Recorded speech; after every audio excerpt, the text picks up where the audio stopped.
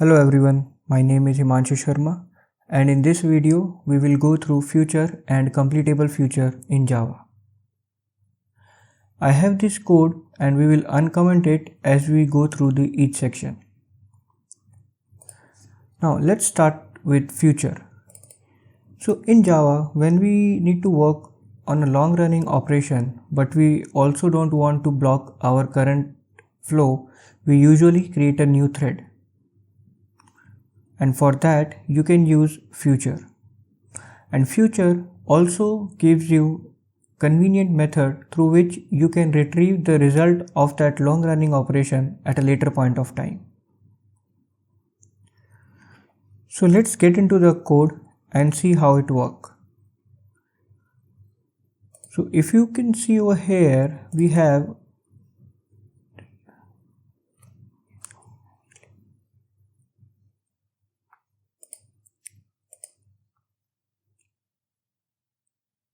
So in this class, I have created a static variable of an executor service. So basically,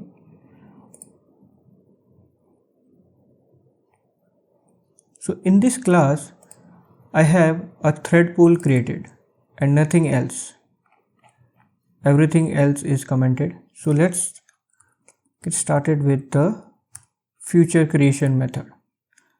So what we are doing over here is we submit a long running task to our thread pool and then it will return us as a future. And since we are returning it a string, so we make it as a string generic over here. Okay, and finally we return the string future from this method. Now let's get into the main method. So let's uncomment it. And now here we are calling our future. So what this line will do is it will call this method. This method will submit the task. So as soon as this line got triggered, our process is started. Okay. And now when I mentioned earlier that you can get a convenient method get which you can use to retrieve the result of your long running task. In our case, the result will be a string as processing completed. So let's run this application.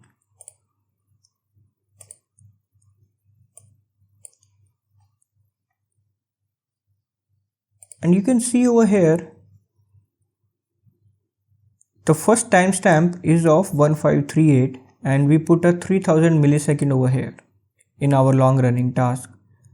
So the final output we get is at 4552, which is like plus 3000 milliseconds and more. Okay. Why this happens? Because this get call is actually a blocking call. But it will block until this process got completed. Okay, so now let's say I add a sleep over here and now I increase its timing to, let's say, 4000 milliseconds. Now what will happen is by the time this main flow 4000 millisecond pass, my future should already get completed. So when we are getting this timestamp, it should be nearly 4000 millisecond difference from this one. Okay, so let's run this application. So we should expect something around 6000. And yes, and you can see over here, as soon as this timer complete, this method got executed, but we have our task already ran through and we have the result stored. And then the get method will directly provide us the result because the processing of this task is already done. So now if you just look over here, so string future, the dummy future. So if we can see, we have like couple of methods which we can play around. So let's take this one, is done. So what it will do is it will check for the status, whether that is completed or not. So let's comment this sleep and then this one. So what we are saying is, if the future is not completed, put the main code to sleep for 500 millisecond. Okay, and then print this statement, still processing. And once all this thing is done, then finally print this statement. Otherwise it will be running in the loop until this is completed. So let's run it. You see over here it is processing and then finally it got completed. Okay, so basically what we get from future is a method which we can use to retrieve our result in future, in later point of time. Okay, and then one more thing, to make sure that we are not blocking, that means these two tasks, the one over here and the one over here, should be running on a different thread. And let's confirm that. So we say running thread, okay, and we say thread dot current thread name. All right, and then we copy this, paste this, and we say main thread. So we should get different values for these two. Okay, so let's run it.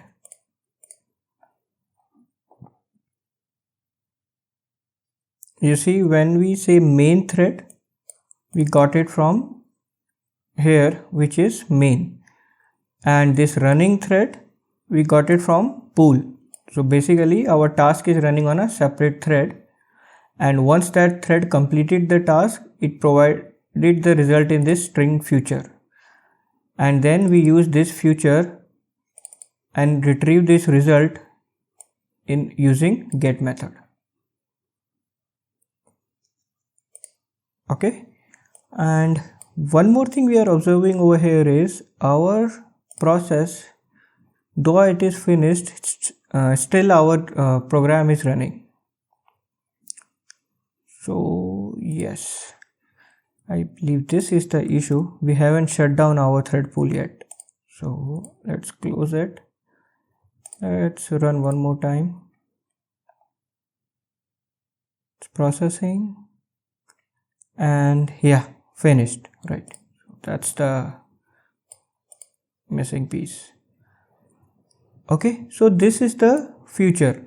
But now let's say you want to perform multiple tasks, and you need to specify that, okay, once this task is done, I want to perform another task. Okay, so one way of doing that is we say that, okay, create the dummy future. We say dummy future dot get its result.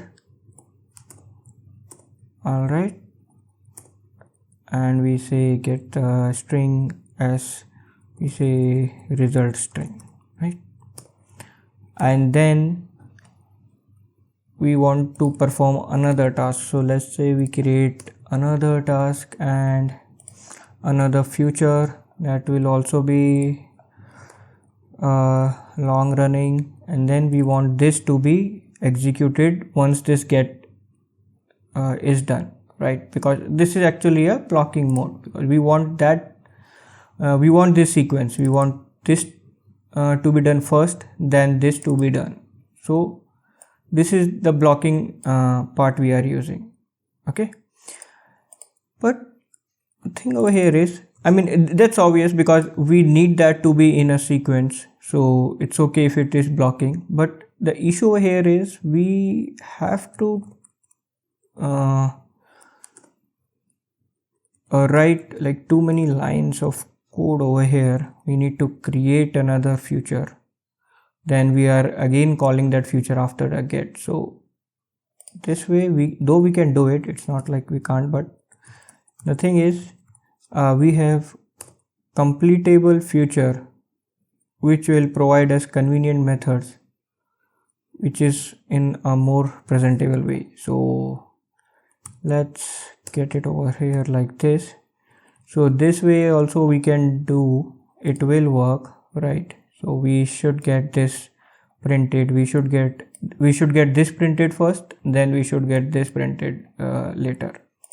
So let's run it, let's see if we get it that way only.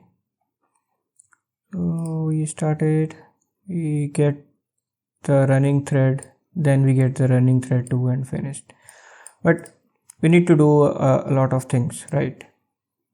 Like these ones, like these lines of codes. So now let's move on to completable future to reduce these lines of code, and that completable future will help us to write all these things in a more concise way. Okay, and it provides a lot more features than what the future is already providing. So let's head it over there to the completable future part, and for that what we will do is we will just comment out this whole thing. So now let's focus on the completable future. Now let's uncomment this part first. So this is the method which is creating a completable future. Now you can see over here we are creating a completable future with new, right? So that means if I go to completable future, this is actually a class, and the future which we just discussed is actually an interface.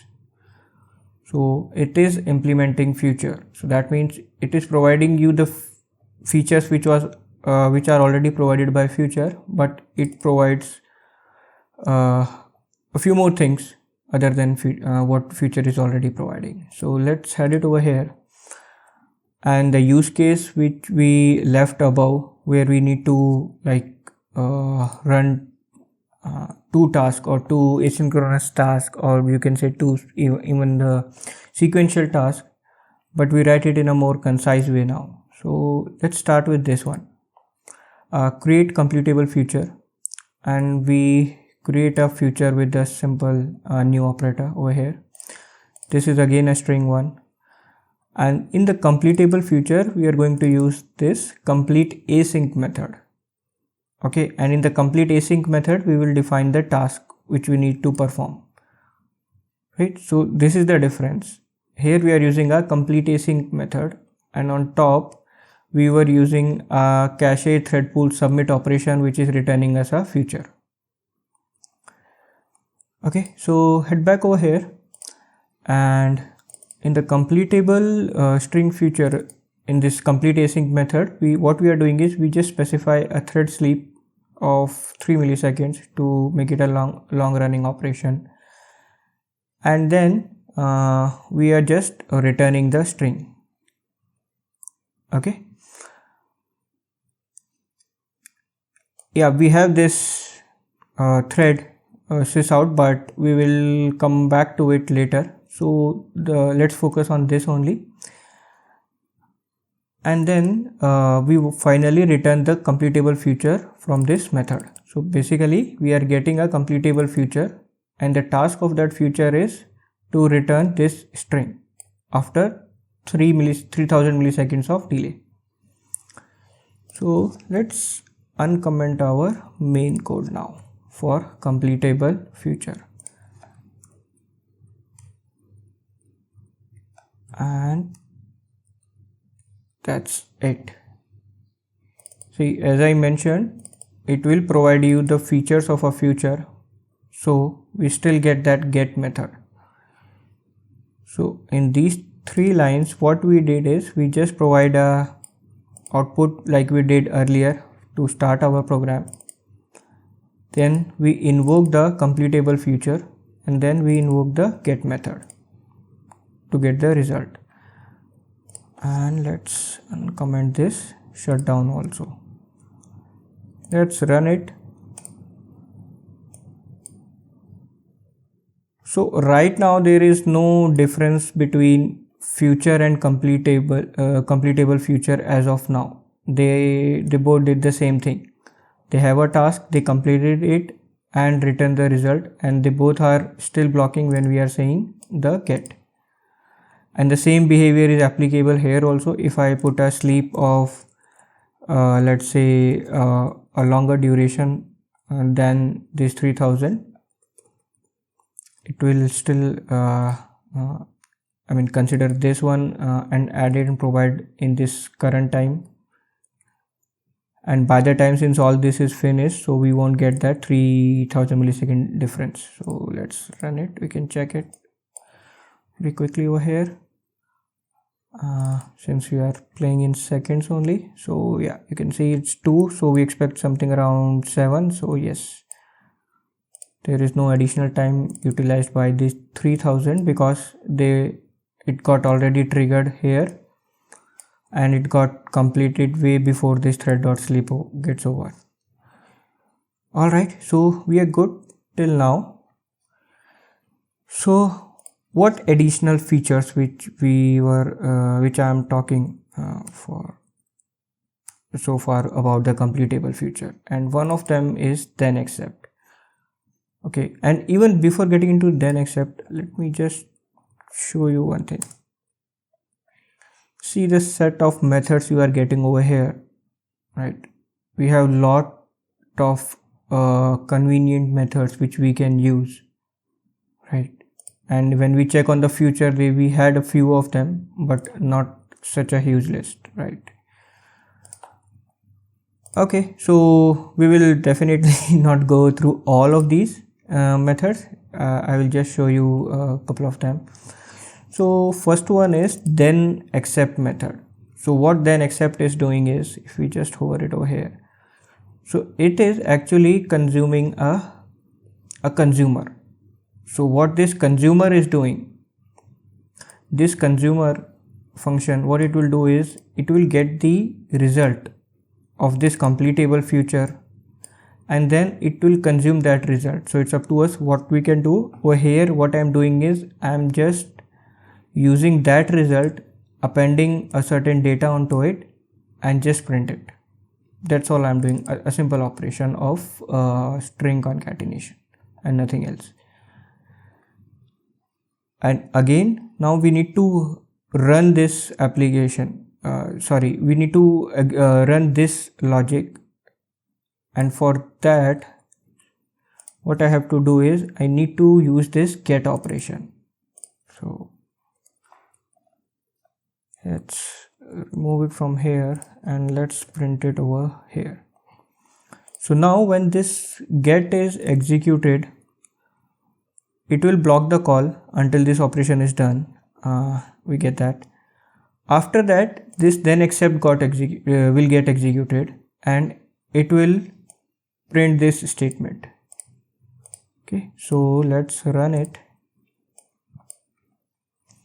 So we get the program start over here and then we get this string completable string future completed, which is this one, and then we get this data consumed. This operation, this string got added, and then you can see over here it's like 7 and then we have 3000 milliseconds of time. So again 7 plus 3 it's like 10, so we get something around 0 and 2, right? 17, it comes down to 20 and we get the result over here. So what then except did is it just consumed the result coming from this future, completable future, and process it. So that's what the consumer do. Okay, so this is for the then except one. So now let's comment this one, and let's uncomment this piece of code. Okay, so this, what we are doing over here is we call the then apply method. So what then apply is doing is, we have a completable future above, right? And now we want to perform another future after this one, right? So there we get the then apply. So when we are saying then apply, you can see if the result is again a future, and that's the difference between then apply and then accept. So if I uncomment the then accept, okay, and if you try to create a local variable out of it, you will get a void, okay, because it's not returning anything. Here we are again returning a completable future of string type, right? We are returning a string over here. Okay, so in then apply method, what it will do is it will perform this operation after this future. Okay, so what will happen when we trigger the final result, and how we will do that? We will do that by calling the get method on final result. So make sure we are calling the get on the last future. So basically we made a chain of future right now. We have completable future, and after that we are performing this one. Okay, what we are doing is we are adding new data on the result which we get from the previous future. Okay, so let's run it, and this will again we added a 2000 milliseconds of duration. So let's run it one more time.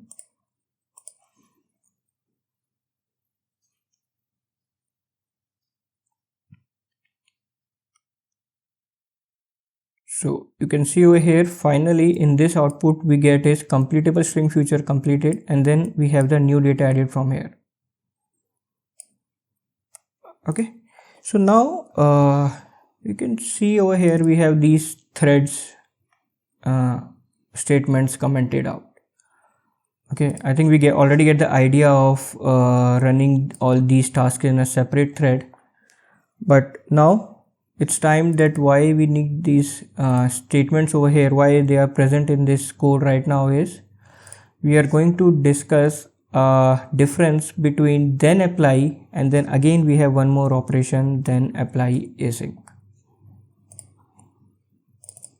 Okay, so they are running on different threads, but still we have two methods, and I will tell you what's the difference between the two now. So let's comment this out thread, okay, and let's comment this thread statement also, uncomment, and yeah, so we have the same thread name statements over here and a thread name statement over here. So you can see the difference is the second one will have two greater than symbol, the first one will only have one, and then we added this one over here. So first run it with apply only. Let's keep it like that only and run it.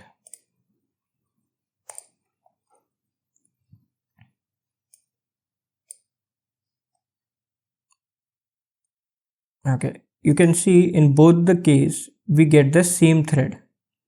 So the thread which took up the responsibility to run this set of operation also take the responsibility to perform this operation. Okay, but if we apply async,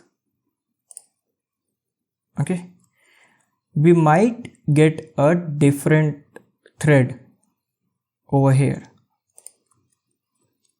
and that's the critical point when I say we might get. So not necessary it will always be the case, it depends upon the threads and the operation in progress, whether the system really need to use another thread or not.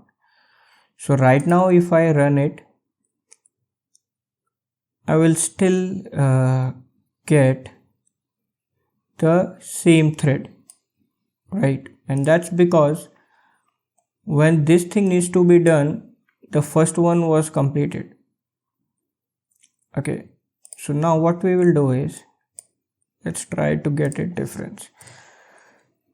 Let's create another apply async over here, and what we can do is, since we mentioned like we can change this up, so we just copy this and we paste it over here. Okay, and this one we make it 2. All right, new data, and we say 2 added. Okay, and now again remove the async for now. Let's remove the async for now. Okay, and now observe the behavior. So run the application.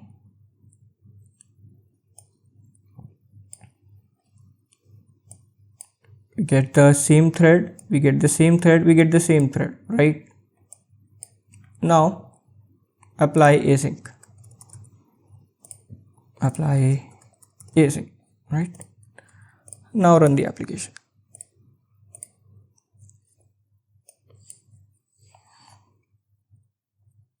We get the starting thread, we get the same thread, and again we get the same thread. Why it is happening? Because we might expect that the tasks are getting finished quickly. So let's change it. Let's add some more time in this one. Okay, and oh yeah, right. So now let's run it one more time.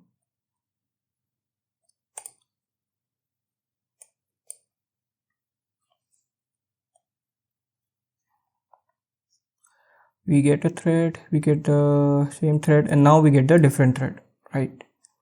So you see, I mean, it depends upon the operation. That's what I mentioned, like you might get, it's not necessary, it all depends upon the resource utilization, but you might get a different thread if we put on the async operation over here.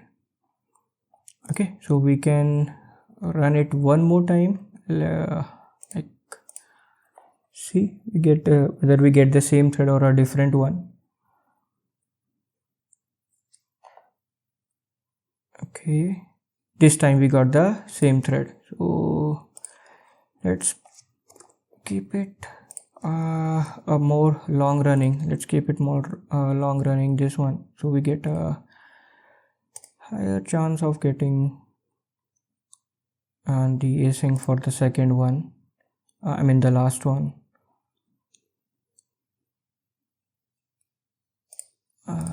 Okay, we are not getting it. So what can be done? Let's try one more time, one last time. Let's keep it this way. This one is complete async. We are doing it right. Yes. So let's let's make it 200 milliseconds, and now run it this way.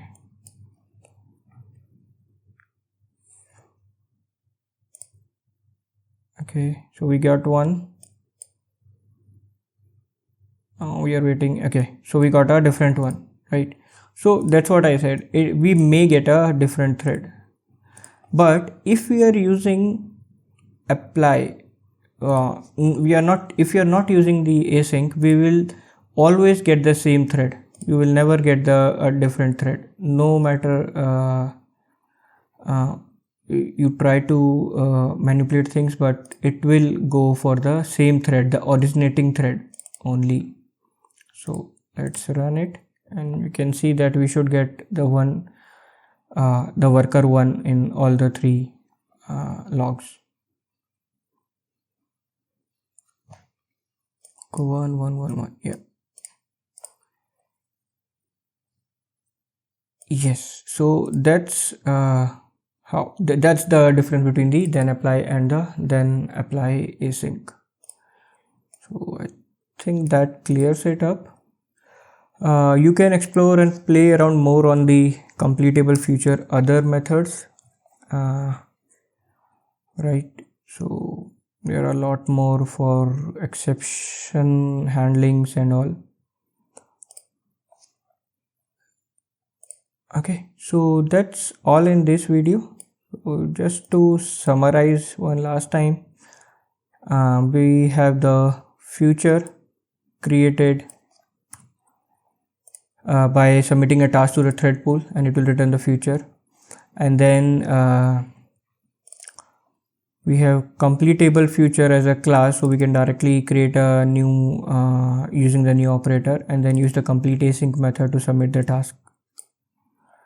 Then we went through the then accept method, which consumes the result of the future, and then use a consumer function to process that and perform the operation. And this will get invoked when we run the get method. Okay, so